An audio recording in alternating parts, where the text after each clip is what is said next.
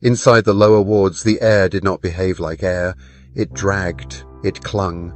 It tasted of old breath and older grief, a heaviness that didn't merely settle on the skin, but pressed into the soul. The corridors swallowed their footsteps. UDOKA, Yara's mother, the architect, the sleeper.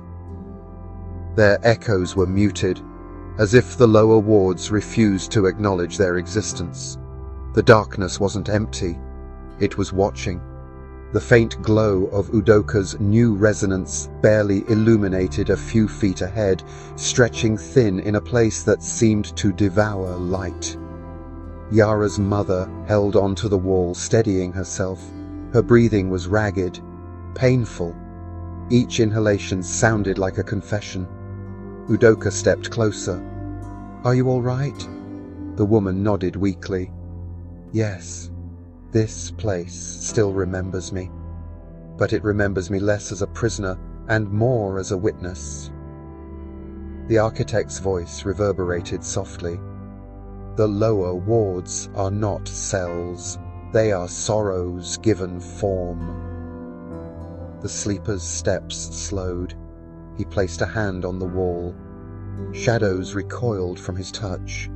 "The house purged its mistakes here," he whispered. "Experiments, rituals gone wrong, children who didn't split cleanly, fragments that screamed too loudly." UDOKA inhaled slowly, the root light pulsing inside her chest, responding to the despair. "Then we give them rest," she said softly. The corridor grew colder. Yara's mother swallowed hard. "Rest is not the first thing they want." UDOKA lowered her voice. "What do they want?" The woman stopped walking. Her breath hitched. "Recognition." She closed her eyes. "Someone to say, 'I see you. I remember you. I know what they took from you.'" UDOKA nodded. "Then we give them that too." The architect raised a trembling hand, pointing ahead. "We are close to the first chamber." The corridor bent sharply, revealing a massive archway. UDOKA stepped forward, but the sleeper thrust his arm out, blocking her. "Wait!" UDOKA paused. "What is it?" He didn't speak. Instead, he extended a shadowy tendril toward the archway, and it evaporated with a hiss. Natasha's mother inhaled sharply. "Terror ward." UDOKA frowned. "Terror? What?" "Before the house abandoned the deepest floors." Her voice trembled. "They built chambers fueled by fear, not to torture, but to filter, to remove anything that couldn't be broken or corrupted." The sleeper's jaw tightened. "Only 3 of us ever walked out." UDOKA's hand brushed the archway. The stone convulsed as though flinching under her touch. A whisper curled along the corridor like a breath against her ear. "Turn back." UDOKA did not. Instead, she whispered, "No." The archway screeched open, and the first lower ward chamber revealed itself. The room was enormous, circular, sinking endlessly downward like an inverted dome. The walls were covered in luminescent glyphs, but not like the ones upstairs. These glyphs were carved by hands shaking with fear, smeared, scratched, carved with fingernails and lost hope. Some were prayers, some were names, some were shapes of faces crying, some were just lines, desperate, endless lines. The air throbbed. Soft murmurs drifted like wind beneath closed doors. Voices, dozens, hundreds, whispers overlapping, merging into a single tone of plea. "See me, find me, remember me."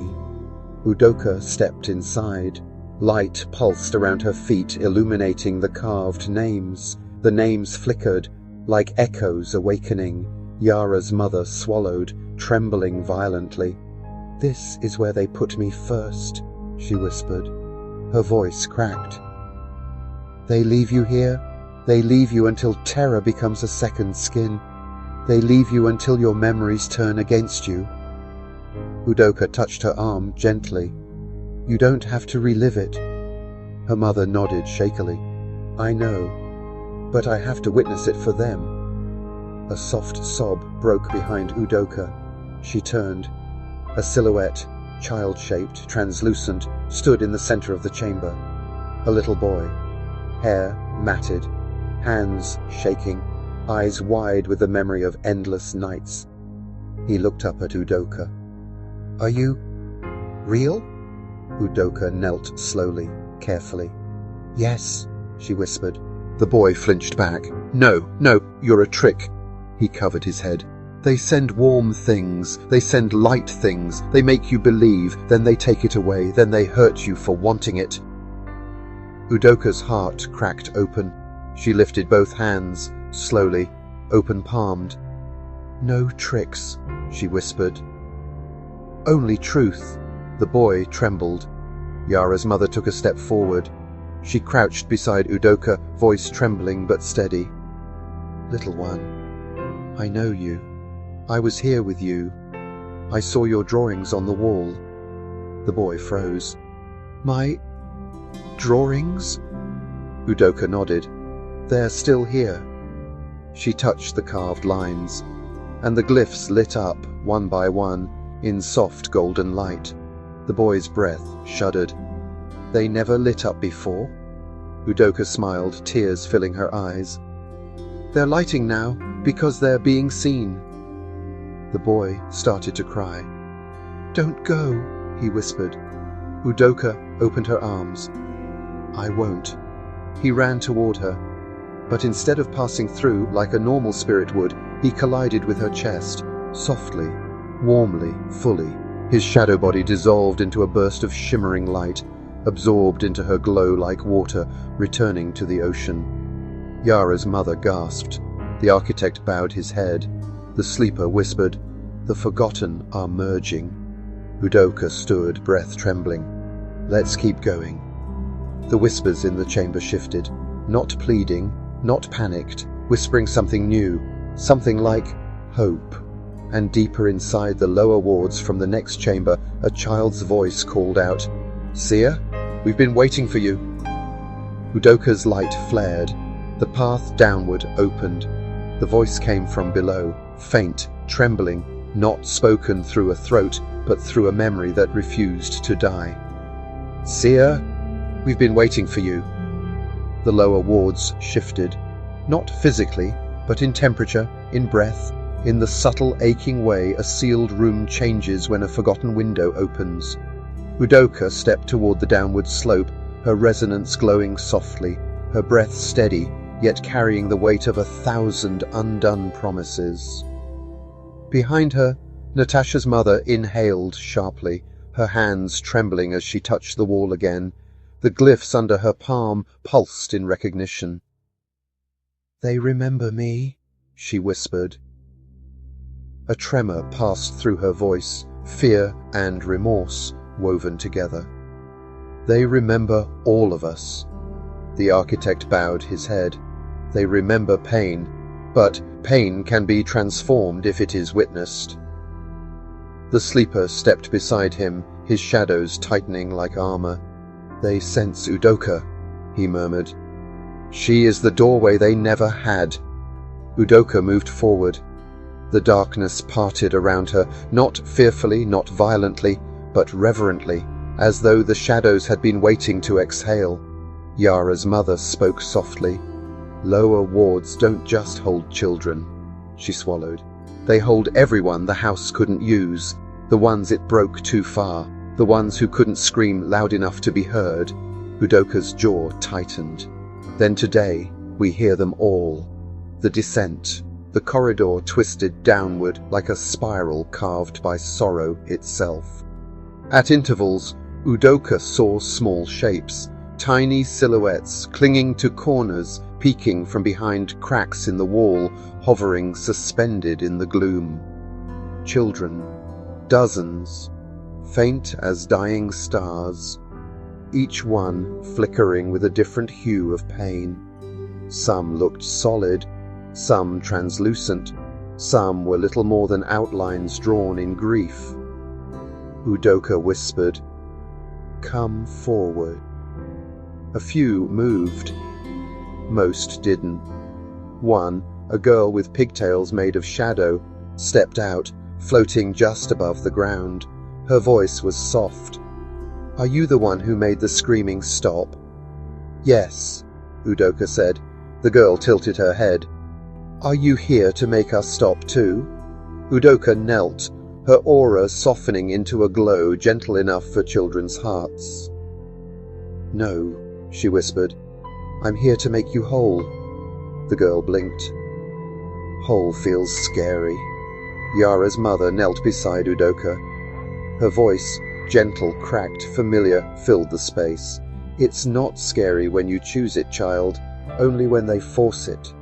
The girl hesitated, then drifted closer, touching Yara's mother's cheek with a shadow hand. You were here. Yes, the woman whispered, but I'm here now, with you. Something like a smile flickered across the girl's face. She dissolved softly, peacefully, into a mist of light. Her essence passed into the air and was drawn into Udoka's glow. Another voice spoke. Wait, wait, don't go yet. A boy emerged from the darkness, 7 or 8, feet bare, eyes dull with exhaustion. I don't want to disappear. Udoka looked at him gently. You won't. But she did, he whispered, looking to where the girl had dissolved. Udoka touched his hand. No, she went home. He stared at her, uncertain. Yara's mother extended her hand too. We'll go together. The boy's lower lip trembled. Promise? Promise. And when Udoka touched his forehead, his breath shuddered, and he too dissolved into a warm glow that merged with her light without pain, without fear, without loss. The chamber of echo. The spiral opened into a cavernous hall, and the sight froze even Udoka's breath.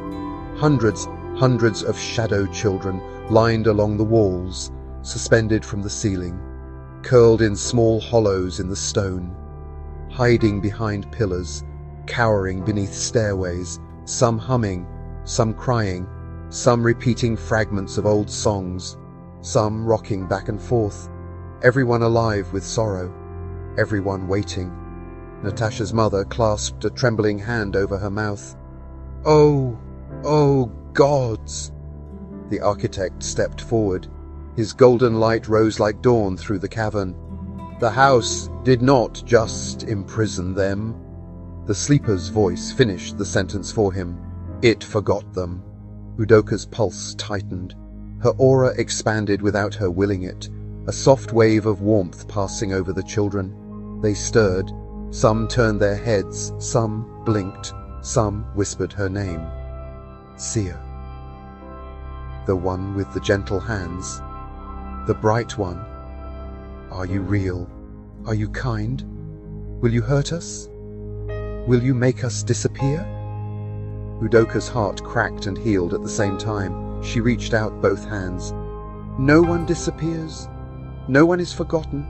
No one is thrown away. A boy with cracked shadow skin whimpered. But we're broken. Yes, Udoka whispered.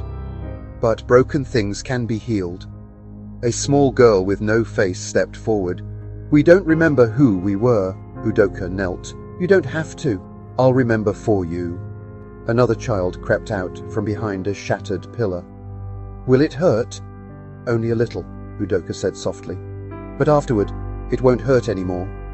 Yara's mother stepped forward. Her voice, soft and trembling, filled the hall. Children, they took so much from you. They tried to make you tools, weapons, fragments. Her knees buckled and she sank to the ground in front of them. I couldn't protect you then, but I am here now. A collective sigh moved through the children, a ripple of longing. One child whispered, Will you hold us? Her mother cried softly, Yes, all of you. Udoka rose. Her glow intensified, gold, blue, shadow, and that fourth impossible hue merging like a living sunrise. She lifted her arms. Come home. And they came. Children of every age, of every stage of fragmentation, of every kind of sorrow, they rushed toward her, shadows dissolving, memories releasing, fear unspooling, merging into her resonance, one by one by one by one, not losing themselves, becoming whole. The architect bowed. The sleeper wept openly. Yara's mother kissed each child's glow as it passed, and as the very last child reached UDOKA, its voice tiny and trembling, it whispered, "Thank you for seeing us." UDOKA held it close. "I will always see you." Then it faded into her light, and the cavern, for the first time in its existence, fell quiet, peaceful, balanced. But as the last echo settled, the stone beneath their feet rumbled, a low, heavy crack. Natasha's mother stiffened, the architect's eyes widened. The sleeper stepped forward in alarm. UDOKA's glow faltered for half a heartbeat because the lower wards had not finished revealing their truth. From the far end of the cavern, a door cracked open, sighing out a breath as old as the house itself. Inside, not a child, not a fragment, not a memory, but an adult, a living adult, trapped and waiting. Natasha's mother whispered, "I know her." The stone door at the far end of the cavern eased open with a long, breathless groan, as though the lower wards themselves were exhaling something they had held for far too long. A faint light flickered inside, not golden, not spectral, not shadow, a human light. Natasha's mother froze, her breath caught. Her hand flew to her mouth. She whispered, so softly it sounded like a memory escaping, "I know her." UDOKA stepped forward, her glow dimming gently so the light inside the chamber could be seen. The architect's posture stiffened, the sleeper's eyes narrowed, the air thickened with recognition and dread. Natasha's mother staggered a step closer, her hand shaking as though reaching towards something she feared might vanish. UDOKA rested a hand lightly on her back. "Who is she?" For several long seconds, the woman could not speak. Then, barely audible, "My sister." The words struck the cavern like a cracking bell. UDOKA inhaled sharply. The architect bowed his head. The sleeper closed his eyes, recognizing the depth of such a revelation. Natasha's mother whispered again, stronger this time, "My younger sister. They took her. The same day they took me." Yara gasped. "You mean Mama had a sister?" Natasha's mother nodded, tears spilling down her cheeks. "I thought she died. I prayed she died. Because the alternative..." Her voice broke. UDOKA guided her forward. "Let's find her." Inside the chamber, the door widened. The room revealed itself inch by inch. It was small, barely large enough to hold a bed. But what lay inside was not a bed. It was a pod, a stasis cocoon made of obsidian glass and threaded with memory light. A design older than the newer wings, rudimentary, brutal, efficient. A place for storing someone the house did not want to use, yet could not release. A forgotten reliquary. The light inside pulsed, a faint heartbeat slowing down, but still alive. Natasha's mother pressed both hands against the glass, her voice shattered. "Sade." UDOKA's breath caught. The woman inside, Sade, had once been beautiful. She still was, but her beauty was hollowed, stripped by time and stasis. Her hair floated in the gel-like suspension, silver at the tips from age she never lived. Her skin was pale, crisscrossed with faint lines, fractures left by the house's failed rituals. Her eyes remained closed. Her hands curled softly against her chest. Alive, barely. Yara whispered, She looks like Mama."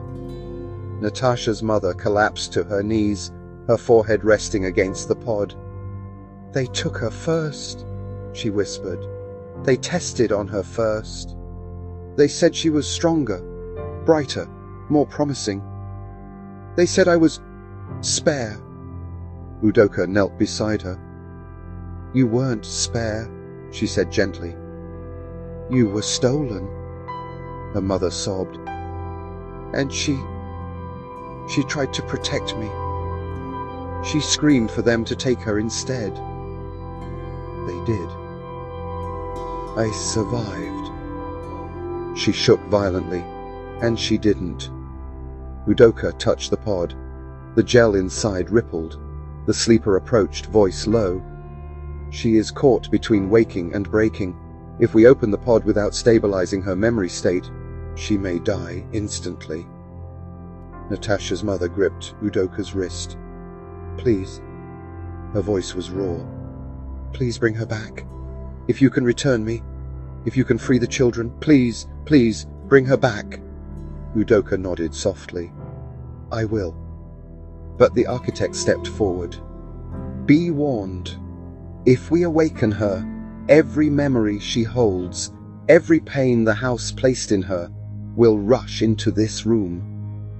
Natasha's mother closed her eyes. "I'll face it." UDOKA placed her glowing palm over the pod.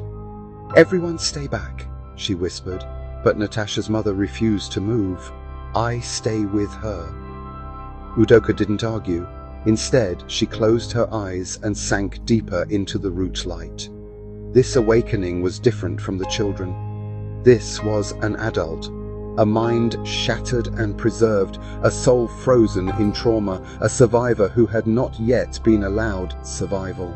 She pressed her hand against the pod, and Sade's memories slammed into the room. The flood. The chamber exploded with visions. Children running. Torches. The smell of burned sage. Hands gripping wrists, screams swallowed by stone. A silver-eyed girl standing between her sister and the ritualists. Her voice, raw and fierce. "Take me, not her!"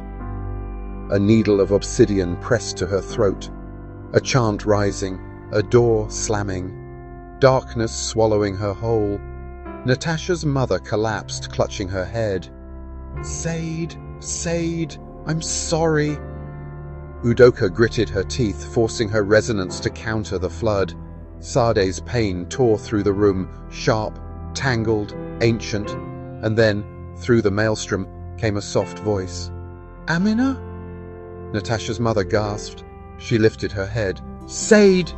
The pod flickered, once, twice. The architect pressed his hand against the wall. "The connection is forming. Keep calling her." Amina, Natasha, and Yara's mother pressed her forehead to the glass. "Sad, it's me. It's Amina. You're not dreaming. You're not trapped. I'm here." The pod glowed faintly. Sade's fingers twitched. UDOKA felt it. The bond between the sisters, like a thread, pulled taut across decades. Amina's voice shook harder. "Come back to me. Come home to me. Please, please, come back." The gel inside rippled. Sade's eyes fluttered open, slowly, uncertainly. Her lips parted. "Amina?" Amina sobbed, collapsing fully against the pod. Yes, it's me." The sleeper stepped forward. "The pod is ready?" UDOKA nodded. She pressed both hands to the glass and whispered, "Return." The pod cracked. A soft hisser's air rushed in. The obsidian panel folded open like petals. Amina reached forward, arms trembling, tears streaming. And Sade fell into her sister's embrace. Amina caught her, sobbing, shaking, laughing, and crying all at once. Sade clung to her, fingers gripping her clothes. Ina, I've got you," Amina whispered fiercely. "I've got you. I'll never let you go again." UDOKA allowed herself a slow breath, but the moment she stepped back, the cavern shifted. not in sorrow, not in anger, in warning. The sleeper's eyes snapped open, the architect's golden veins brightened in alarm. Amina held Sade tightly, shielding her. UDOKA's glow sharpened, and from the far end of the lower wards, beyond even the Chamber of Echo, a door began to open on its own. Slowly, silently, deliberately, releasing a cold wind that did not belong in the house. Yara's mother whispered, "That door was never meant to open, not even for the ritualists." The architect stepped forward in dread.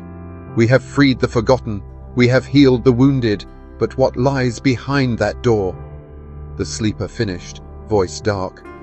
"Is what the house imprisoned even before it took us." UDOKA's light intensified.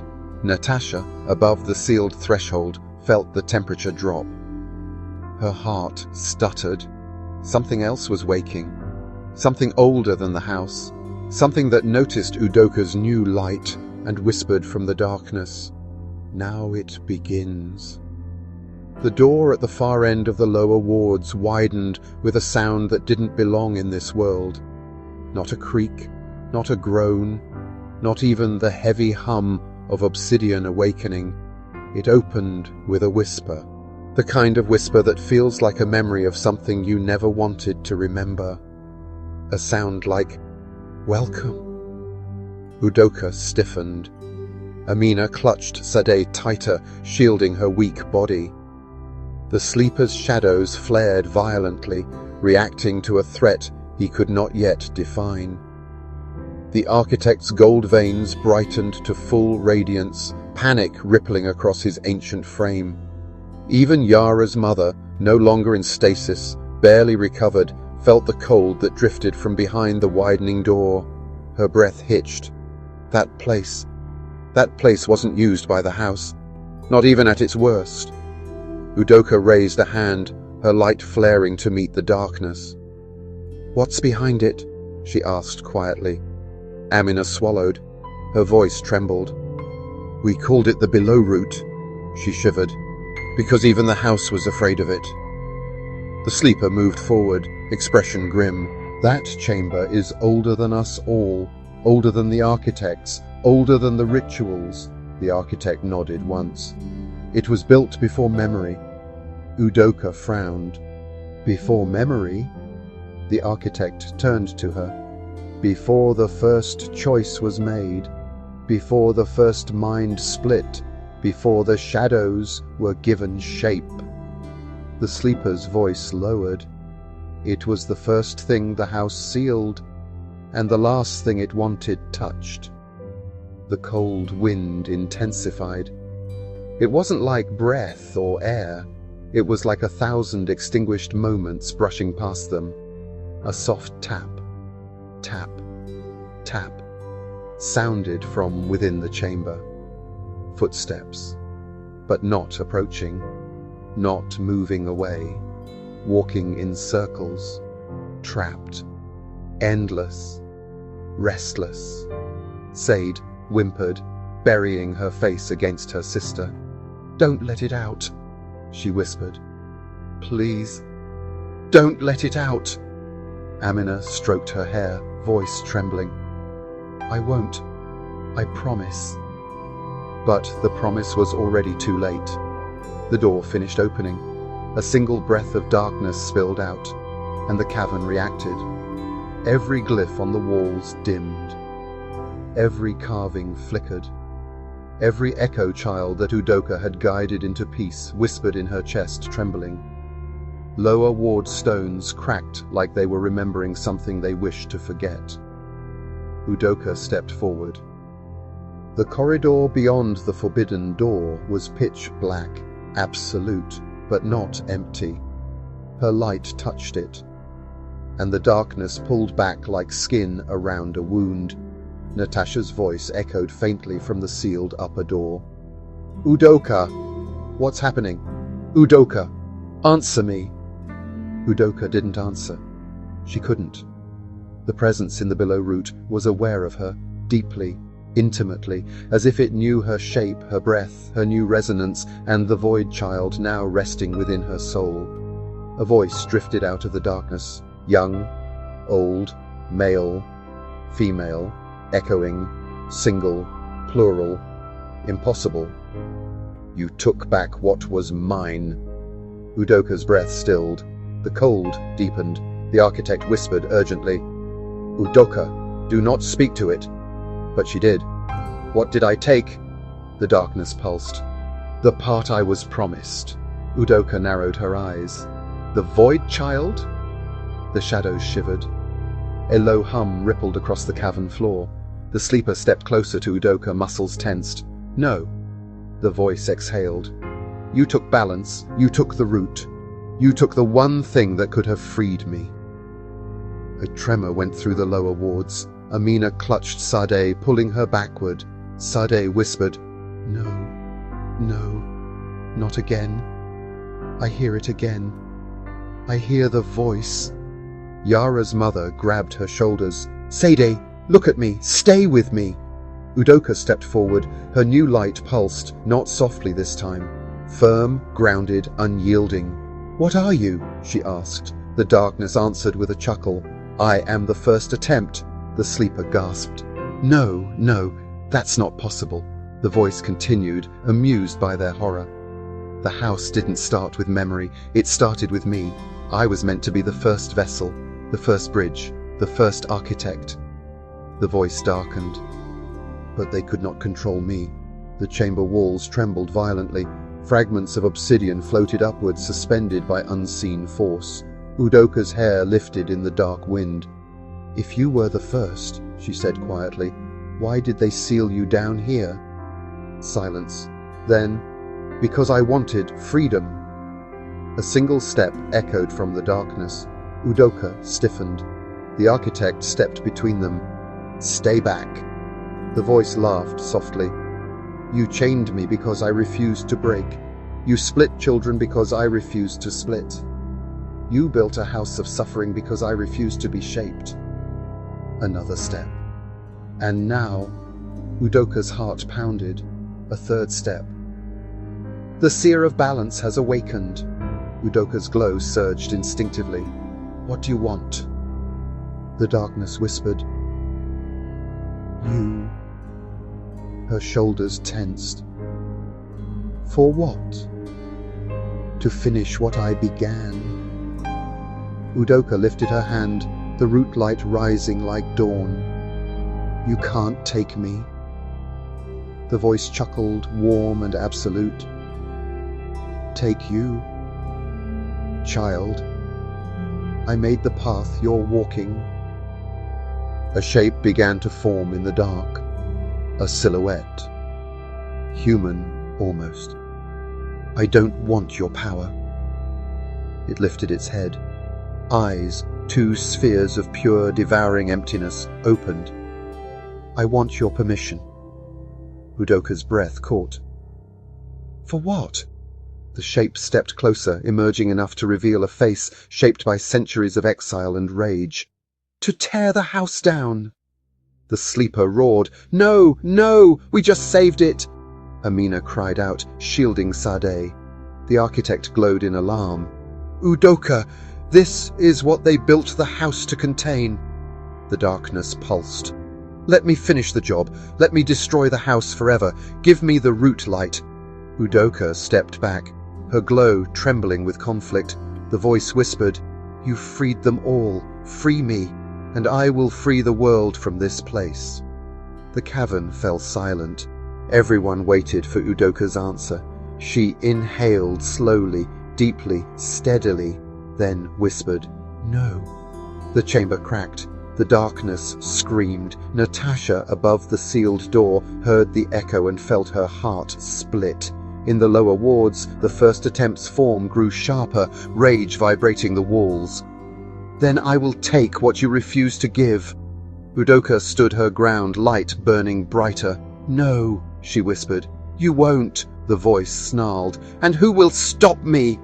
Udoka stepped forward, her light erupted, and she whispered, "Me." The moment Udoka spoke the word "me," The lower wards reacted like a living creature struck across the face. The floor convulsed. The air snapped. Every glyph on the walls burst into frantic pulses of disordered light, as though the very stone remembered terror and awakened it anew. Amina shielded Sade with her entire body, yanking her sister back toward the wall, fear slashing across her features. The architect staggered back. The sleeper snarled, shadows rising like wings behind him. But UDOKA did not move. Her glow, gold-blue shadow, and the fourth color, flared so sharply the cavern cracked beneath her feet. Across from her, the darkness twisted. The first attempt emerged fully. He stepped into the root light as though it were air, as though he had been born inside it. Tall, lean, human-shaped, but his skin was the color of absence itself, his veins threads of flickering nothingness, his mouth carved into a line of knowing disdain. His eyes were hollow spheres containing not shadow, not light, but hunger, ancient enough to predate pain. He smiled without a mouth. "You stand there as though you belong here." UDOKA inhaled. "One of us does." The first attempt chuckled. Not cruel, not loud. Worse, fond. "You remind me of how I was before they broke me." UDOKA's jaw tightened. "I'm not broken." His head tilted. The darkness at his feet swirled like cold ash. "No, you're not. But you could be." He moved. The world reacted. Air buckled inward. Stone folded like paper. Memory light collapsed as he crossed the cavern in less than a heartbeat. There was no sound. One moment he stood across the darkness. The next, he was inches from UDOKA. Natasha's mother screamed. Sade whimpered and curled against her. The sleeper lunged forward, too slow. He touched UDOKA's face with 2 fingers. Her glow froze, her breath stopped, her eyes blazed white. "There." His voice dipped into something tender and terrible. "I see it. The root light took you as host. You are not wielding it. It is wielding you." UDOKA trembled. Her pulse raced, not in fear, in fury. "I chose it." The first attempt smiled again, wider, frighteningly familiar. "Lie to someone else." He slid a hand over her heartbeat, and the cavern howled. The sleeper charged him. His shadows exploded outward like spears. But the first attempt flicked 2 fingers. The shadows shattered. The sleeper slammed into the far wall hard enough to crack stone. He groaned, collapsing. Amina screamed. Her voice broke. "No, no, leave her alone!" He didn't turn, didn't acknowledge her. He studied UDOKA like she was a prized instrument. "You think you healed the void child?" He traced a line down her wrist. "You did not! You merely absorbed him, which means—" He leaned forward so his hollow eyes were inches from hers. You can absorb me as well." "No." UDOKA gasped it through clenched teeth. "You cannot force equilibrium." He laughed gently. "Can't I?" He grabbed her wrist. UDOKA's glow shattered outward, not in destruction but in defense, a shield of resonance erupting like a barrier of light. The first attempt was thrown backward several steps, not by force but by rejection. He skidded to a halt, his smile shattered into something sharp. "Ah, so the root chose you fully, and it refuses me." The cavern temperature dropped again. Natasha, above the sealed door, felt ice run down her spine. In the lower wards, Amina clutched Sade, whispering frantic prayers. The architect stepped forward. "Stop! Do not touch her again." The first attempt flicked his gaze toward him. His voice dropped, soft, deadly, cruel. "You dare speak to me?" The architect's gold veins faltered. Before UDOKA could react, the first attempt raised his hand. A single gesture. The architect was swallowed by darkness at the waist. dragged down into the stone, screaming in a way no ancient being should scream. UDOKA's eyes blazed. Enough! Her fourfold glow surged outward, jolting the first attempt's darkness back, just enough for the architect to gasp and collapse to his knees. UDOKA snapped her hand outward. Her glow carved a line across the cavern, a barrier of shimmering, shifting resonance. The first attempt touched the barrier. It stung him. He hissed, recoiling as though burned, his voice twisted. Oh, I see. He lifted his hollow gaze. UDOKA felt his attention like knives. You don't carry the root light. He stepped forward. You are the root light. A silence fell across the cavern, so crushing it felt like weight on the lungs. The sleeper, staggering to his feet, whispered, UDOKA, don't listen, he'll twist your mind. But UDOKA was staring at the first attempt, and for the first time he looked uncertain. He studied her differently now, like someone discovering an equal, or perhaps a rival. Tell me, little seer. His voice lowered to something reverent and grotesque. Have you asked yourself why the root light woke for you? Why it merged with you? Why it chose your soul as its vessel? UDOKA's breath stilled. He leaned closer. Because you are not meant to balance the house. UDOKA's eyes widened. The sleeper shouted, Do not listen! The first attempt whispered, You are meant to replace it. The cavern's stone cracked down the middle. Amina gasped. Saadi cried. The sleeper staggered. The architect bowed his head in dread. And UDOKA. UDOKA felt the world tilt. He spoke softly. The house of obsidian is dying. You killed its hunger. You healed its children. You resurrected its balance. He stepped closer. The house is no longer necessary. He touched his chest, where his own absence light pulsed. But I am necessary. His voice became a low hum. Take me into you. Merge with me. Let me finish what I began. Together we can build a world without suffering, without rooms like these, without imprisonment, without ritual, without the house. He extended his hand. The cavern held its breath. Shadows leaned in. The children's echoes trembled in UDOKA's light. Amina clutched her sister tighter. The architect staggered to his feet, shouting, UDOKA, choose carefully. He is a world ender. The first attempt ignored him. He spoke only to UDOKA. Give me your hand, and we will create a new root, a world born without pain. UDOKA closed her eyes.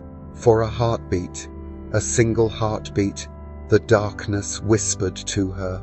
No more suffering, no more trauma, no more stolen children, no more broken memories, no more house. Only balance, only peace, only choice. Her fingers trembled. Would she take his hand? No one breathed. Not Amina, not Saadi, not the architect, not the sleeper, not even the shadows. Then UDOKA opened her eyes. Her glow surged, radiant, terrifying, pure. And she whispered, I will rebuild the world, but not with you. The first attempt's eyes widened. Then, slowly, very slowly, he smiled.